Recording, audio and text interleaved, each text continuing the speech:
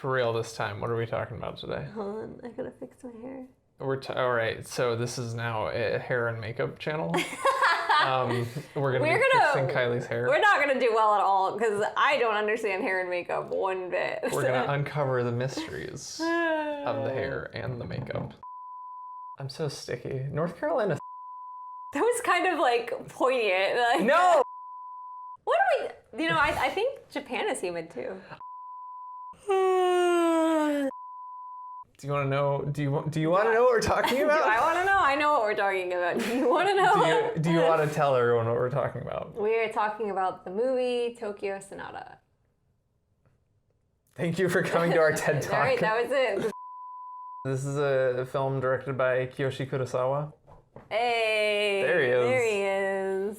We've talked about Kurosawa a few times. He did Sweet Home. Yep. He did Pulse. He did Cure. Okay. And I think that's all of them. We've exclusively talked about his horror movies, but he doesn't just do horror movies. This was certainly not a horror movie. I guess. Though we'll get into that. I saw some hot takes. I know. I'm kind of curious. Yeah. Yeah. Not my hot takes. I saw some contemporary hot takes that were, in my opinion, very spicy hot takes. Oh, I'm curious. I got just a hit. Are you gonna be an ornament for this video? All right. Awesome. There he is. Beautiful. Oh, the big old stretch. Look at them. Look at them toe beans. So this movie is about a salaryman. It's set around. It's sometime in the 2000s. It seems like it's probably around like 2002. I don't know for sure, but because I don't think it actually says, but I could be wrong. It's about a salaryman and his family. He loses his job and he doesn't want to tell his family, and it's kind of a slice of life about like all the different interactions that the family have with each other, as well as what the interactions they have outside of their family. There's a lot to talk about. Seems like there's not much to this movie. Arguably, there isn't much to this movie. In terms of plot? Yeah. Like there's really not much going on, but there's a lot of context or the way that this movie plays out, it's more like things happen and the 3/4 main characters react to them.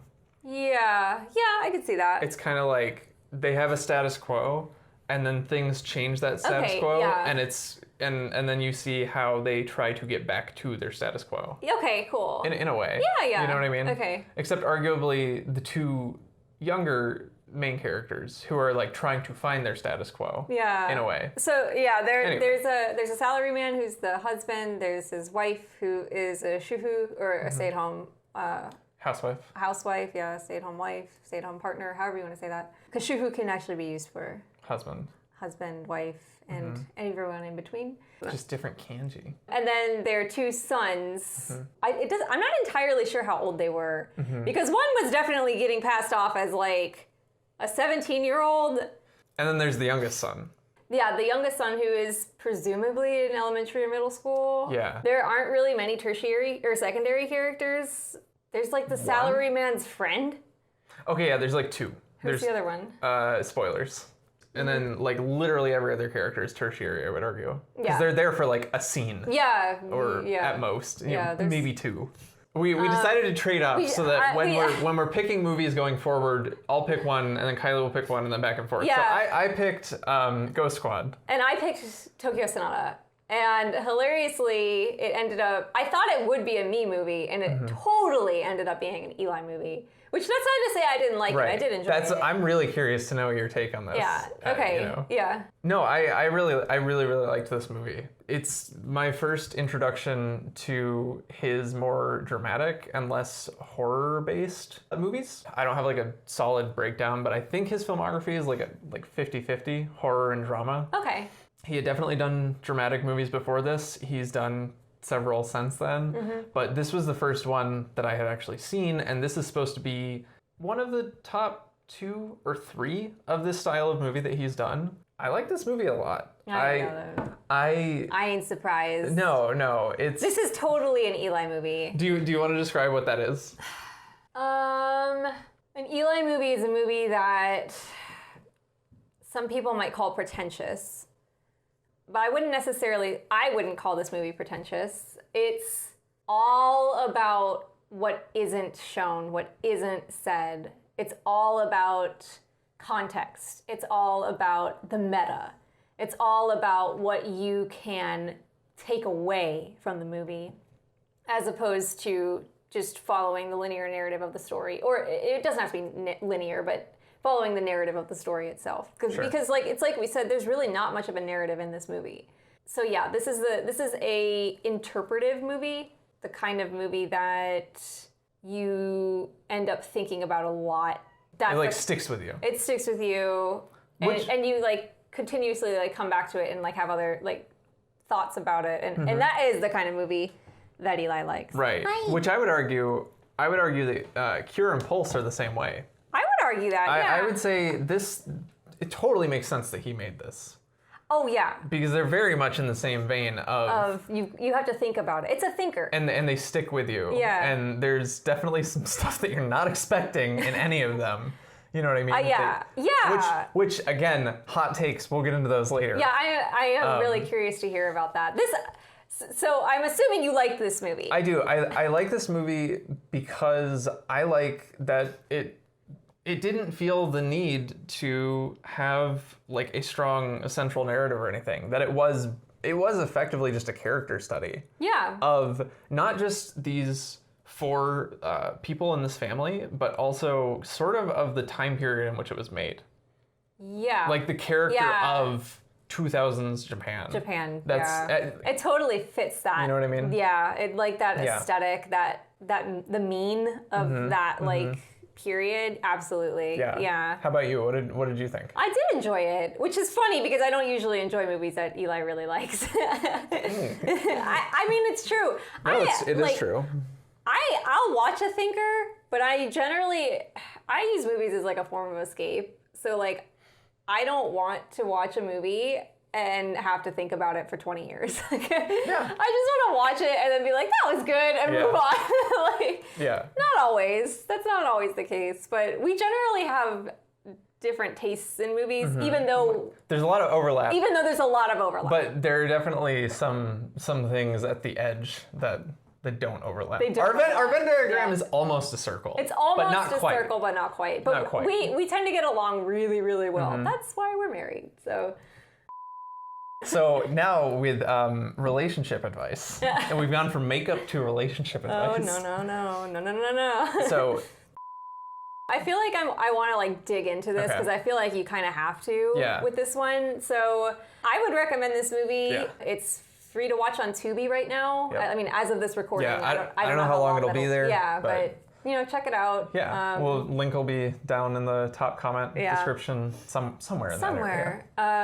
So yeah, I would say check it out, watch it. And if you're like me and you don't like dense movies, I don't even want to call it dense because it's really not that dense. It's just you just don't want to call me pretentious to my face. No. I don't think you're pretentious. Yeah, I'm kidding, I think some people would find this boring. Oh yeah. So slow. It's slow. It's very. If you don't like to think about your movies, you might not like this. But since y'all are here on Cinema Nippon, like and subscribe. Since y'all are here, I assume that you like Japanese film. I assume you like Japan. I assume you like things related to Japan. This is a really potentially in-depth look for that time period that we were talking about earlier. But if you're just a regular, I just want to watch a movie, I don't know, it might not be your cup of tea, but give it a shot. You might like it. If you're like us and you've only seen his horror movies, which I know there are a lot of people on this channel who like his horror films because Pulse is one of our top viewed videos. That's true. So if you've never given any of his dramatic movies a shot, again, this one's free right now, and I would definitely recommend it because it captures a lot of the same intrigue and a lot of the same vibes without being a horror movie. Yeah. Arguably. Arguably. Yeah. So we'll have to talk about that. I'm really curious because I can totally see that, but we are going into spoiler territory. The spoiler zone. It's the spoiler zone. The spoiler zone. The title in English is Tokyo Sonata, and I really think that title is poignant. Because I had to look up what a sonata was because I did too, and then I left that tab open and forgot to read it. So I'm going to learn something too. A sonata is a piece of music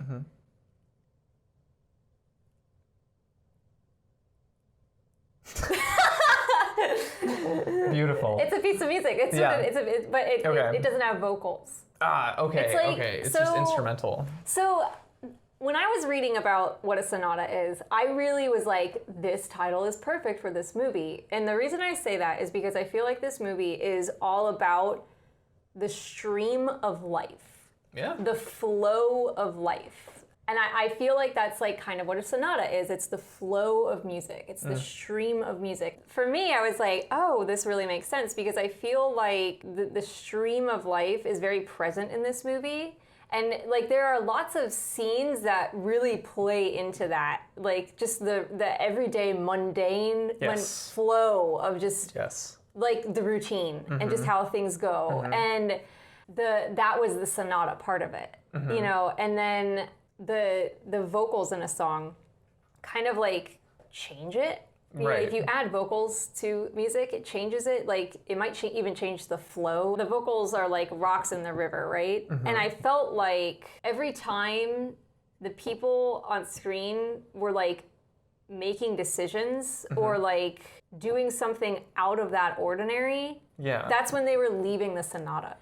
That's when they were no longer in the flow of life. Okay. The scene in particular that really made me feel like, oh, this is totally about like the flow of life and the routine and the mundane and all of that, and what happens when you basically become aware of that, was the scene where the father, he lost his job. He's still like trying to figure out like what he's supposed to do during the day because he hasn't like told his wife and he doesn't told his family. He doesn't want anybody to know that he's unemployed.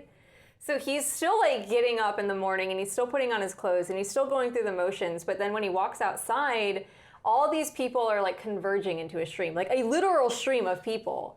And like they're just like flowing into it and they're going off screen and he stops and he's watching it. And I was like, this is what this movie is about.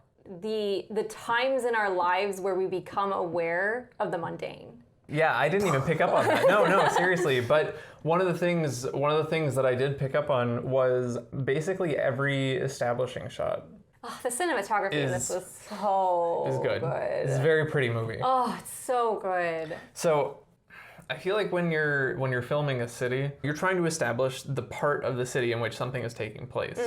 And so that will necessitate either filming something in motion like traffic or filming something that's still. And you could be saying something one way or the other about the emotion or the action of a scene based on, you know, if the establishing shot is something that's still or something that's active. Yeah. Like literally every establishing shot in this movie though, I would argue isn't directly linked to the exact part of Tokyo where something is occurring. There will just be interludes where it's just like, here's a 5-lane highway or like a, you know, multi-layered traffic thing going on for like 20 seconds.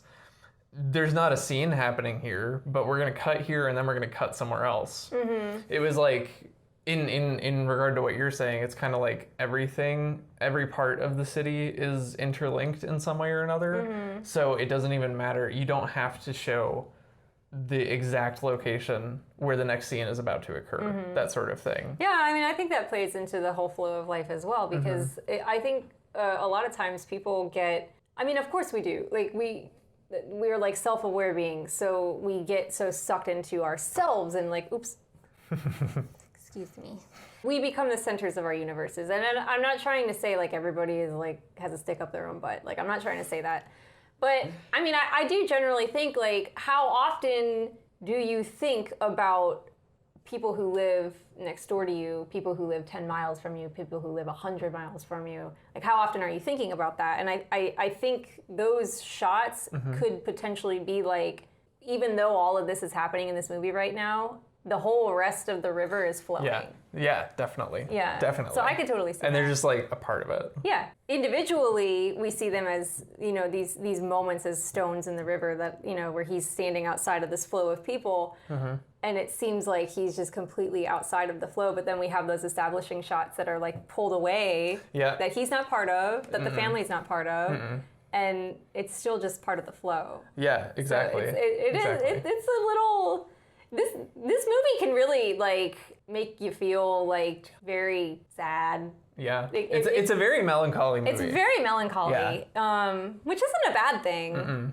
In being melancholy, I think it's also really nostalgic. Mm-hmm. And I really think it would speak to many people in our generation. I think it does. I can see that. It could anyway. The sense of like aimlessness. Yeah. That both he and, well, honestly, all four of them are experiencing. Mm-hmm. And they all just have different responses to that aimlessness. But the kids in particular are like, well, I'm going to do something completely removed from what mom and dad want me to do, because at this point, I mean, it's not working for you two, so why should I even try it? Yeah, it's almost right? like it's almost like they're throwing the stones that are themselves into another river. Yeah. That was one of the things that I picked up on while watching this. What did you pick? Something that I thought about while we were watching it that's, I guess it's kind of sort of related to that, is that this was released in 2008. So that was after the period that had at that point become known as the lost decade, which was the 90s, because there's a recession, market crash, really high unemployment. You know, contemporary commentators were just like, oh, well, I guess everything is just screwed for the 90s. This was in 2008, which was approaching the end of that decade. And I couldn't find when the term first came into use, but that's when it was expanded to the lost 20 years. Yeah, I was gonna say, that was still technically the lost decade. No, and that's what I'm getting at, is that I don't know if people had technically started calling it the lost 20 years yet, or if it was after the decade, because I actually just learned the other day in looking up, trying to find when that term was first used, the lost 20 years, that now that the 2010s are over, they're calling it the last 30 years. Are they really? Because in the middle of the 2010s, they probably didn't want to be like, oh, well, it's a whole other one down the tubes. But now that we're out of that decade, they can see that things still haven't recovered to the point that they were in the 80s. Well, I mean, that was like opulence. You know, yeah. So anyway, my point is that I see this as a reflection of that. Obviously, Kurosawa was already an adult by the time that he started making films with Sweet Home in 1989. But that means that the entire time that he was making films up to this point was in this period. And so then you get to this point, almost 20 years into his career, where the entire time things have not recovered, not doing great by and large.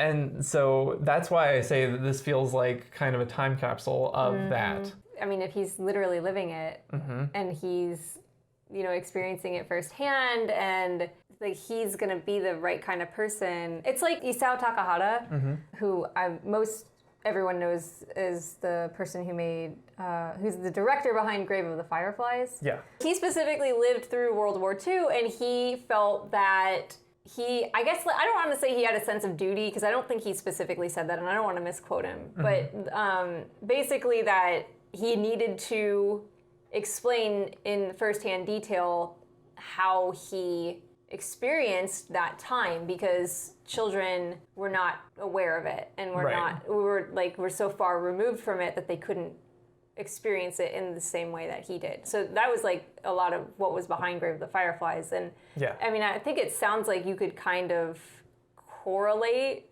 with Kurosawa, him making movies in this time of just really tough financial times, Because specifically, I looked up a few interviews with him, and somebody had asked, why are all of your films set in Tokyo? All of your like real world, and I mean, even some of your horror movies, why are they all set in Tokyo? And he just straight up said, because I don't have the budget to go outside of Tokyo. So like even he was affected by that to some extent. Yeah. And I'm sure some of that is affected by him doing some independent stuff and some studio stuff. But at the end of the day, it's like even his career just getting off the ground at that point was to some extent probably affected by that. Even someone with a name like that could be, I don't want to say like autobiographical, but in some way it could be taking from personal experience. Totally. Do you want to know, I can save this for later, but do you want to know some behind the scenes stuff that I found out? Let's hear it. Okay. What do you think? Guess what? We're going to do it anyway. So, I did not realize this while we were watching it, but actually this is based on a screenplay that was not written by him. Okay. And he adapted it. The original screenplay for this was written by a guy named Max Mannix. It was written by an Australian guy Whoa. who okay. lived in Japan for 14 years. Oh. And when asked in an interview if the family was based on anybody in particular, he reiterated like 3 times that it wasn't based on anybody that he knew in particular. It was solely based on what he was observing at the time. I don't know the exact years that he lived in Japan, but 14 years, he was probably living there in the 90s. So he was probably talking about some of the same things that were going on in the 90s that extended into the 2000s, right? I'll just go ahead and say this though. I think Max, if you ever see this, Max, no offense whatsoever, it could have totally been that the words on the printed page were not effectively communicating the emotion that was going on in this interview. But the one interview that I could find at the time, Max did not seem happy with this movie at all. Oh. He seemed really? very unhappy with this movie. Oh. He wanted to direct this movie. Okay. Did not get the opportunity to do it. Huh. And so his screenplay got, I'm guessing, sold or something to Kurosawa. I'll put some quotes up. The interviewer asks a few times how Max Mannix felt about Kurosawa's changes to the original screenplay. And he would not answer. He was just saying, basically, well, they're his changes, it's his movie. And when they asked about some of the more fantastical parts, like the elder son going into the US military, he was like, right after the movie had come out. So he was like, anybody who talks to me asks me about that part, and they think that I have some sort of like Western military bent or something, like I'm trying to shove that on people. And that was all Kurosawa. I didn't write that part at all. Well, I mean, I could see how that would be really frustrating. Like, as a creator, you know, people like thinking, oh, well, he adapted your screenplay, so everything in it must be what you put in it. Right, You know, right. so that, like, yeah, No, absolutely. that would be really frustrating to be ascribed creations that you did not create. If you ever see this, Max, absolutely no offense intended or anything like that, no misrepresentation intended. I found it really, really interesting that he was super emphatic that he wanted to make a like Yasujiro Ozu style straight family drama, family portrait, and that there were certain things that don't even seem that fantastical from viewing it today, that he was like, I'm not a huge fan that was added. I mean, I felt like the war thing came out of nowhere. I felt like that came out of left field. So I can see where that could be described as fantastical. Personally, I was just like, oh, okay. We're just going to talk about that. What was your next thing that you wanted to talk about? I really felt like, I don't know like what the purpose was behind this, but I definitely got like, watching this as a woman was really annoying. Oh, why is that? Because everybody is a jerk to the woman in the story, except for the Dorobo, which kind of even that person. But anyway, okay, she's a stay-at-home partner, and you know does all the like cooking and cleaning and like what tends to be identified as the feminine gender role or whatever. Specifically, there's one scene where she's really excited because she gets her driver's license. Oh, yeah. And she's like, I got my driver's license. And her son's like, you're not even going to use it. And she's like, it's a form of ID, you know? And she's like going to look at cars to buy.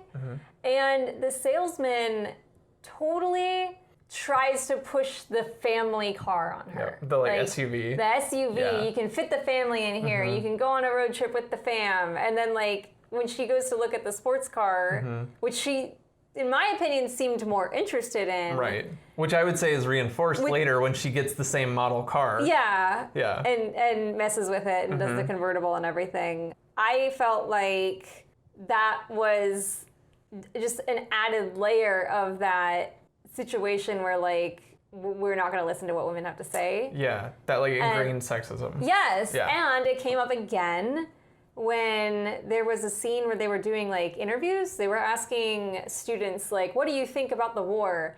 And every single student they interviewed was male. Not a single one was female. And there were like at least 3. There could have been more than that. And I'm just like, can we get, you know, I mean, I guess at that time, they probably would have only, if they were going to do anything different, they would have gotten a woman. But like, can we get a woman? Can we get a non-binary person? Can we get, Right. you know, it's like some other kind of representation here? No, just male presenting people, which I don't know, like, because I was already in that mindset, like, I picked up on that immediately. Definitely. I don't know if there's anything to read into that. I'm not trying to say, like, Yeah. I'm not trying to say anything about it, really. I'm just saying, like, that was something that I picked up on, and it lent to a different lens of watching this movie. Yeah. Oh, big stretch. Well, Ooh. I would say that there's definitely something to that, because I would say that her entire character arc is a critique of the, you know, traditional gender roles and how they break down once there is not stability. Yes. But also in saying, like, oh, look, now that instability has been introduced into the family by the husband losing his job and then her getting robbed/kidnapped and then going along with it, by introducing that instability, it then opens the door to ask the question, yeah, but were these roles even valid in the first place? Yeah. You know what I mean? Yeah, absolutely. So I would say that her getting treated like that, I mean, I think it's probably part of the point, right? Yeah, that's And what it feels like, yeah. And that it's supposed to, like the scene with the cars in particular, you know, because I'm sure certain members of the audience wouldn't even pick up on her getting shepherded to. And there's nothing wrong know. with that. I'm not trying to say that you have to pick up on something like that. Of course. But yeah, I think it does give an opportunity to be aware of that happening. Yeah. What did you think about him returning the money?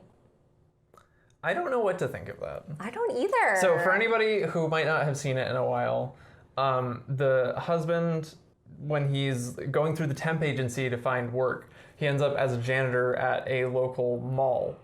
And he finds just like a manila envelope full of money.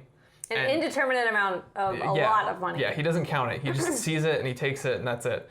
And then he runs around for half an hour, gets hit by a car, and then while he's limping home the next morning, he takes the money and he puts it in a drop box. It was a lost and found drop box. That's what it was. I thought it was a lost and found drop box for the mall, but I don't know. Yeah, I can't. Yeah, I wasn't clear on if it was back at the mall or if it was just like a random lost and found that he came across.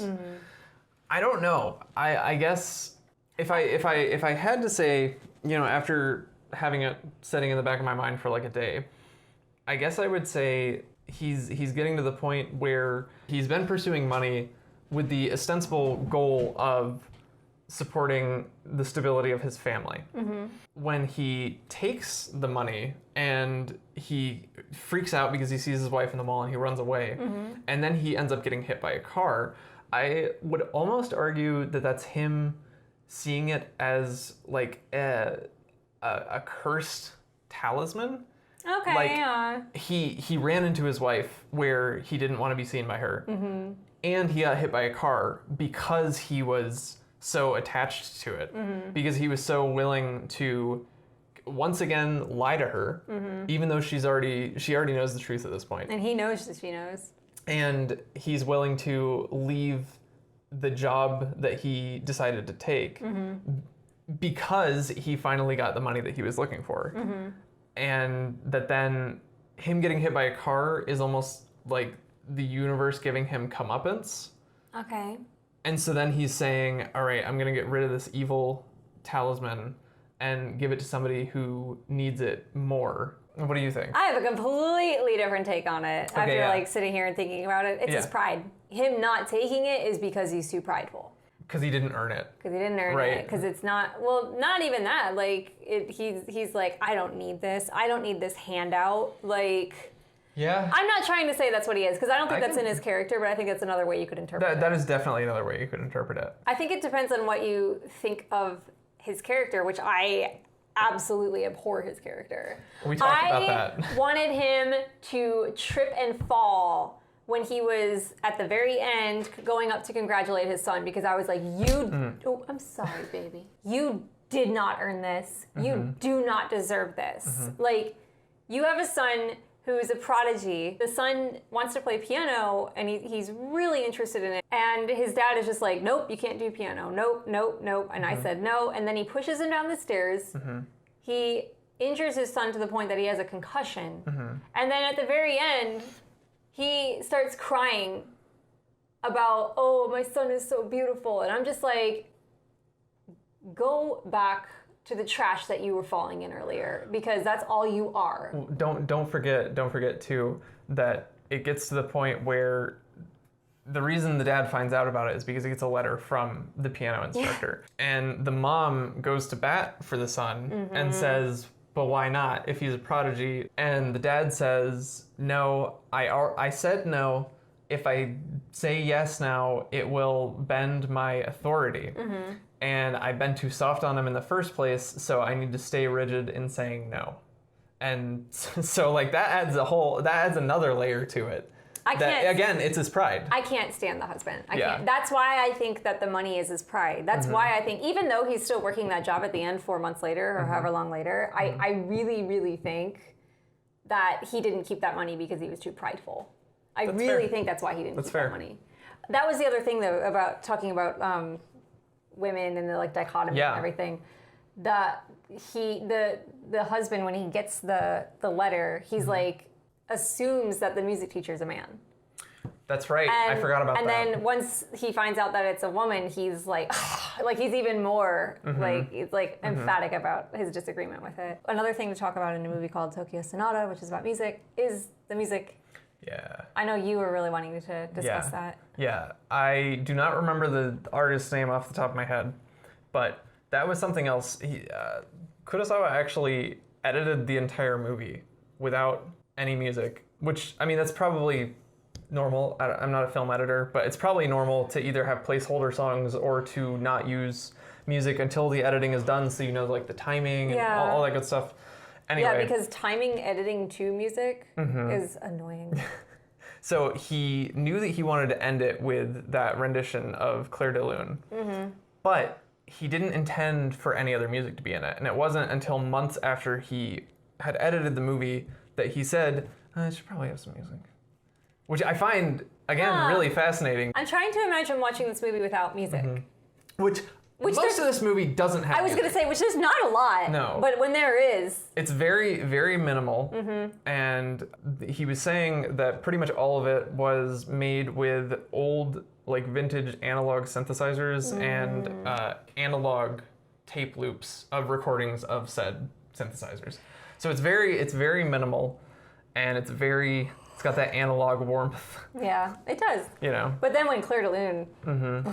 Yeah. Oh my gosh. That song. But like, I think it does a really good job of building up to it, so that when he does play it, it's just like, oh my gosh, like it's huge, like it is, and it sounds so loud and big as like the climax of the movie. Like it totally worked. I'm sorry again. You're so jumpy. So something that we didn't talk about though up to this point, we talked about the parents, but what was your interpretation of what's going on with the kids? So my interpretation of both of the sons is he's commenting on how the hierarchy of the family, like the nuclear family, makes it so that kids are barred from self-determinism. They're, as is shown with the youngest son, he's not allowed to do whatever he wants. He's not allowed to play piano. He has to keep it a secret, and then when it's found out, he gets in trouble for it. The elder son gets to the point where he is old enough to join the American military, even if he's not old enough in Japan to sign the documents for himself. And even then, the parents are saying, we're not going to let you do that. You can't do that. I think you can be a dreamer throughout your entire life. So no, I don't think so. Yeah. I mean, it could have precipitated it. Like, it could have been like a catalyst for him to have these thoughts, but no, I don't think that. The way this plays out, I'm not always sure how long it's been. There's definitely like a sequence of time that it happens over the course of 3 months, which I had no idea was 3 months. And then there's like there's dissonance of where you are and when you are while watching this movie. Because there's like a dream sequence and yeah, I don't know. I'm going to read exactly what I said. All right, I'm going to bring the laptop over because I feel like if I don't read it exactly, I'm not going to say it. Okay. There's this scene where the husband is speaking with another like used to be coworker, although I don't know if they were coworkers. I think they went to high school together, but they're both unemployed now. And he's the coworker, friend or whatever, is talking about he's talking about a sinking ship. The point about loading the lifeboats with women and young people really seems to be a speaking of truth of potential resentment that may exist in the salaryman lifestyle through the changing of business after the economic miracle. I mean, that's my chicken scratch notes, but like basically, so he's talking about basically the sinking ship is Japan. Right. Or like Japanese business or like Japanese industry or like however you want to like describe it. The salarymen who are unemployed because of this depression are resentful of women and children who have been given allowances to be able to do the things that they want to do, which every single other person in the movie who is not the father does get to do. She gets to go in her car and go on her trip. The oldest son gets to go to wherever he goes. He'd leave the house and go like talk about his idealism and all that stuff. And the youngest son gets to play piano. So I saw that as a statement about the resentment that salarymen may have had. At the time. And I don't know, and I'm not trying to generalize. I'm not trying to say all of them. I'm just saying like it is a possible resentment. Because there are more women in the Japanese workforce now, and they're not leaving as frequently to get married or to have kids and to become like housewives or something like that. Like they are, in theory, taking the jobs of men, which I am not saying that. No, I don't agree with that, but I'm just saying like it could be interpreted that way. Right. For these particular characters, they could have been feeling that way. Yes. Yeah. And the kids have their whole lives ahead of them. Exactly, yeah. The salarymen committed themselves and then the ship went down. Yeah, well, because I think both the husband and the wife and the other adults that we see in the movie like all have this like midlife crisis moment where they're like, what have I done? What have I amounted to? Yeah. Like, why should I even keep going? Like, and neither of the sons have that. No, I don't feel like I ever saw that in the kids, and I feel like the only time they even remotely seemed to like be downtrodden were when they were being held back by the people who should be supporting them most. Yeah. I have a lot of opinions on family, but we are not going to get into them on this episode. Yeah. I don't think I have anything to disagree with that with there. I had actually forgotten that his peer had said that, but I think you're right. I think that really encapsulates the mindset of those two characters and what may have been, being expressed about contemporary sentiments. Yes. Potentially. You know what I mean? All of this is interpretation. That's why we're talking about all the different ways you can interpret this movie, because there are a lot. So lastly. Is it depression? No, it's not. Actually, it's about horror movies. Yeah, I'm really curious about this. Okay, I'm glad we're talking about this. Contemporary hot takes. So I looked at some reviews and a handful of interviews with Kiyoshi Kurosawa from 2008, 2009, from when this was doing its like festival circuit and then when it was, exported into English-speaking territories and stuff like that. Everyone made the comparison that this was a horror movie. Or, at the very least, talked about his earlier horror efforts. And like House? They would say, no, like Sweet Home and like Pulse. Oh, not Cure. House. I meant Sweet Home. Yeah, like more like Cure and Pulse, where it's saying something about society. Because he disowned Sweet Home. Oh, yeah. He basically said it's not really my movie. Yeah. So. all of them would say like, oh yeah, you know, I know you like a decade ago you did some other drama stuff like Bright Future and stuff, but honestly, I mean, this is kind of a horror movie, right? And so obviously in the reviews, no, he can't combat that. It's just people saying like, oh, well, you know, he's still talking about society the way that he does in his horror movies. And, you know, it's like just a more realistic kind of horror. But then when it would be brought up directly to him on more than one occasion, he was like, no, this is a horror movie. Stop it. He was like, I don't see it that way at all. One interviewer was looking at it from the perspective of the father and saying, this is kind of a horror movie because it's like this close domestic kind of horror of you build up your whole life under this system and then it could just be yoinked out from under you at any minute. And Kurosawa was like, when I make horror movies, I make them about death and the fear of death. That's it. He was like, that has to be, in my opinion, that has to be a component of horror, that there is the risk or the fear of death. You know what I mean? I don't know if it's that he was trying to avoid those comparisons to be like, no, don't pigeonhole me. Or if he was just straight up, oh, look, you're noticing similarities in movies directed by the same director across multiple genres. Stop calling it the main genre.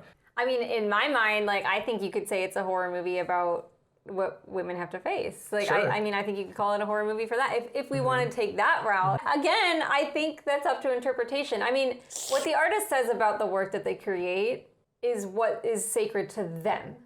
Oh, yeah. But as soon as you as a creator, as you as an artist have put something out into the world to be consumed by other people, it is no longer wholly yours. Right.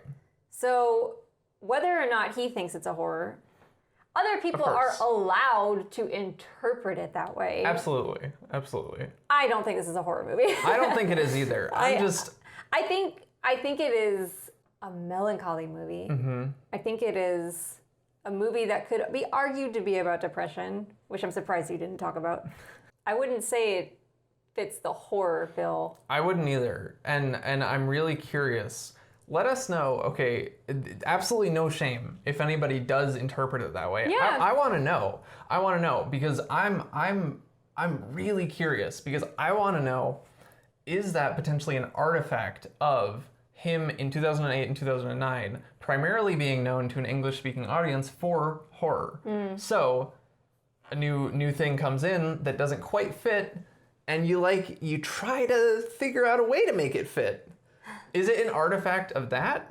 Or are there people in this environment where he's more known for horror and drama who will still interpret this as a horror movie? Yeah, I'm curious. I mean, I could very easily sit down and talk with you about how this is a horror movie. I mean, even from the kids' perspectives. Yeah, absolutely. You know? I could absolutely have a conversation about how this is a horror movie. Totally. I do not interpret it that way. I don't either. So that's why I'm curious. That's why I'm saying, like, do you interpret it that way? Is that your primary and it's totally valid if you do. Mm-hmm. That does not mean it's the only interpretation. Let us remember that in the comments, everyone. That is why this video, I don't know what it'll be cut down to, but that's why we've been recording for more than an hour, so. Yep, because that's how all movies are. That's how all of everything is. You can interpret it in many different ways because you bring a lot of different things to the table. So all of our interpretations here have both been wholly correct and completely wrong. Yeah, because they're ours. Because they're ours. Good night, everybody. Well, let's just be honest, we're always wrong. Honestly? Yeah. Yeah. Yeah. Let us know what you think. We hope you enjoyed Chester being here almost the entire time. Our cats really like when we talk, so they tend to show up. Yeah. So you're just going to have to get used to it. Thumbs up for Chester. Yep. Subscribe if you haven't already. If you made it this far and you're not subscribed. Why don't you? How you doing? Yeah. Let us know what you think about the length of this video. Yeah. I'm really curious about that because we can gab about movies for a long time, especially when they're open to this much interpretation. Yeah. So we legitimately want to hear your feedback. Do you like movies or episodes that potentially get a little lengthy? Yeah.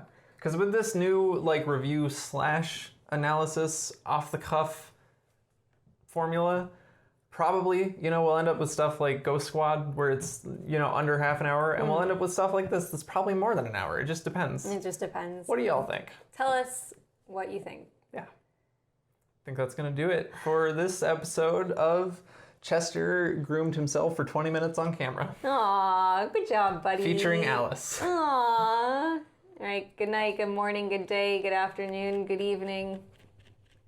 Ohio. Bye.